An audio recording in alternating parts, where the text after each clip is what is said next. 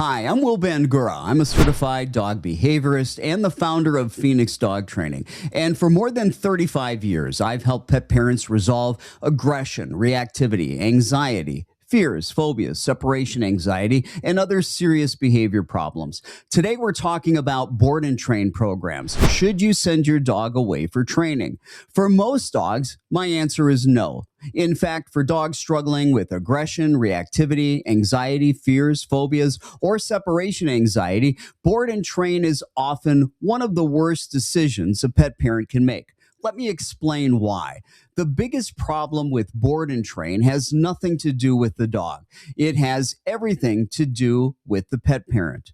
The person who most needs training is you. Your dog is going to spend the rest of its life living with you, not the trainer. You need to learn how to read body language. You need to understand stress signals. You need to know how to prevent problems, manage situations, and reinforce the behaviors you want. Those are skills that last a lifetime. When a dog is sent away for training, the pet parent misses much of the learning process. That's a huge mistake. Training isn't just about changing your dog's behavior. It's about teaching you how to communicate and build a better relationship with your dog. The second major problem is that board and train programs promise results in a very short amount of time. 1 week, 2 weeks, 3 weeks, maybe 4. That sounds appealing, but serious behavioral problems don't change that quickly. Aggression is not an obedience problem. Reactivity is not an obedience problem. Fear and anxiety are not obedience problems. They're emotional problems, and emotions don't change in a couple of weeks. Real behavior modification takes time. It requires changing how a dog feels, not just what a dog does. That's where many board and train programs run into trouble because they're under pressure to produce rapid results. The fastest way to stop behavior is often punishment. Electronic collars, prong collars, harsh leash corrections, flooding, intimidation. These methods can suppress behavior quickly. A dog may stop barking. A dog may stop lunging. A dog may stop reacting.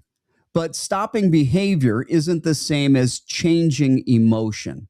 The fear may still be there. The anxiety may still be there. The stress may still be there. The behavior has simply been suppressed. Over the years, I've heard the same story from pet parents over and over again. Their dog goes away for training because of aggression or reactivity. The dog comes home looking great. Everything seemed fixed.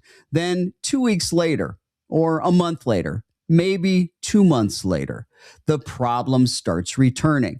And often they're worse than before. Why? Because the underlying emotional problem was never addressed. The symptoms were suppressed.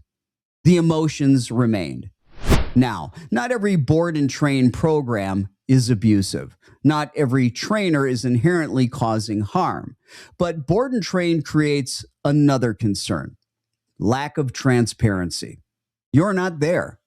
You don't see every training session. You don't know exactly what's happening when your dog is out of sight. Unfortunately, every year, we continue to see stories of dogs being mistreated, injured, or traumatized in board and train facilities. Most pet parents never think it could happen to their dog until it does.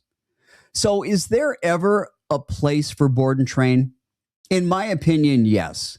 If a pet parent is physically unable to participate in training because of a significant disability or medical condition, it may be a reasonable option. But those situations are the exception, not the rule. For most dogs, especially dogs with behavioral issues, the best outcomes happen when pet parents are actively involved in the process. The goal shouldn't be to send your dog away and hope someone fixes it. The goal should be to learn alongside your dog. That's how lasting change happens. That's how trust develops. That's how relationships improve. And that's how real behavior modification works. If there's one thing I want you to remember from today's episode, it's this: training is not something that gets done to your dog. Training is something that you and your dog learn together. I'm Will Bangura from Phoenix Dog Training. Thanks for joining me today, and I'll see you in the next episode.